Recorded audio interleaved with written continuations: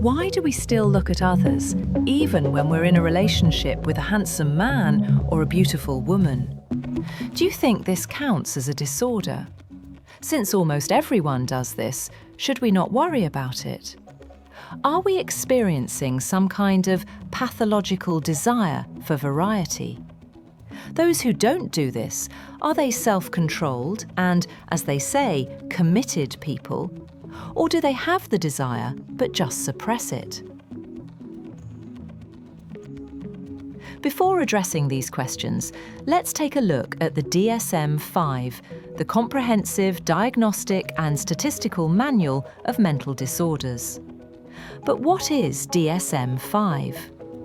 DSM-5 stands for the 5th edition of the Diagnostic and Statistical Manual of Mental Disorders. Simply put, this book tells us which behaviours are no longer normal under certain conditions and are considered a disorder. Now that you understand the source of diagnosis and classification of these disorders, let's get to our topic. Voyeuristic disorder. Well, your eyes can go wild and stare at the beauty of others, but if this behaviour continues for 6 months without the other person's consent, and you look at their private matters, this behaviour is accompanied by sexual arousal, and you feel compelled to do it, meaning you cannot stop, then slowly we start talking about voyeuristic disorder. You might think, well, if that's the case, then 90% of society has this disorder. The good news is, that's not true.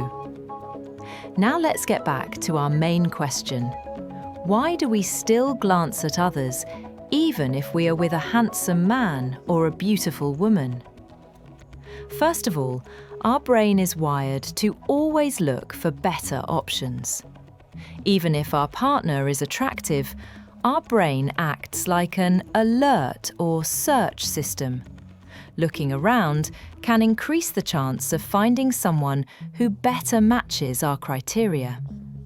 Second, physical attraction is only part of the story. Our brain is sensitive not only to appearance, but also to behaviour, energy, and social cues of others. When you glance at other attractive people or stare for a few seconds during the day, it's usually simple curiosity and environmental scanning, not dissatisfaction with your partner. Let's illustrate this with a chart. In the green chart, the person's criteria were mostly appearance-based, paying less attention to education, behaviour, or family. Psychologists cautiously predict that this person might later be drawn to things they hadn't noticed before, such as education, behaviour, or family background. This does not guarantee any infidelity, it's just a relative correlation. In the blue chart, the person valued family, education, and behaviour more than appearance. In the last chart, education, height, and behaviour scored highest. Of course, these criteria can change over time or stay stable. When the range of changes is very wide, family disagreements and marital problems may arise. I think now you understand the importance of a family or marital counsellor. A psychologist collects all the signals and puts them together to see if these two people match or not. None of this is certain, it just reduces the margin of error. Back to voyeurism.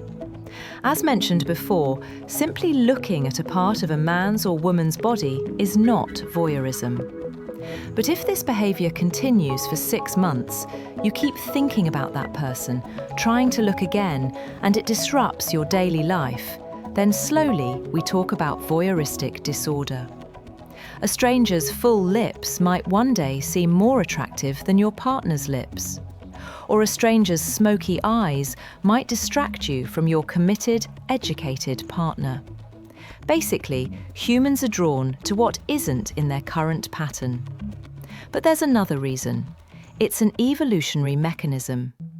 Thousands of years ago, looking around and evaluating options could increase survival and reproductive success.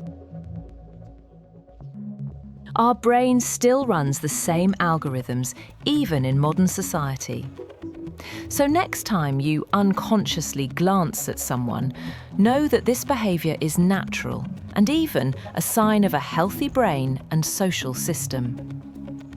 Have you ever experienced situations like this? Then share your experiences in the comments below.